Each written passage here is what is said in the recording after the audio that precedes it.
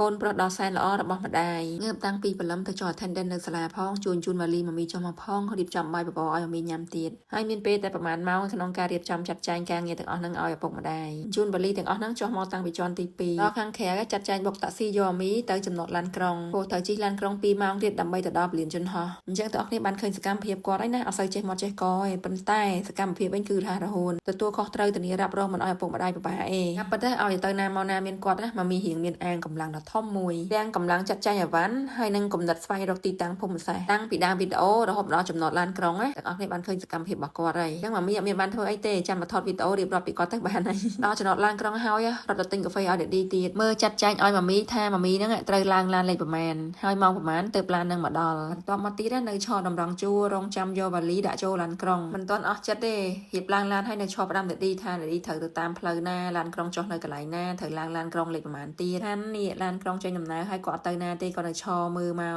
រហូតដល់ផុតកតុយភ្នែកបងគិនយំតាឈរយំទៀតហ្នឹងអញ្ចឹងបានថាទៅលេងម្ដងពេលមកវិញវាអត់ស្រួលអារម្មណ៍ទេខូចចិត្តរៀងខ្លួនមីដេឌីនេះមកដល់លើឡានក្រុងនាំគ្នាយំទៀតហើយ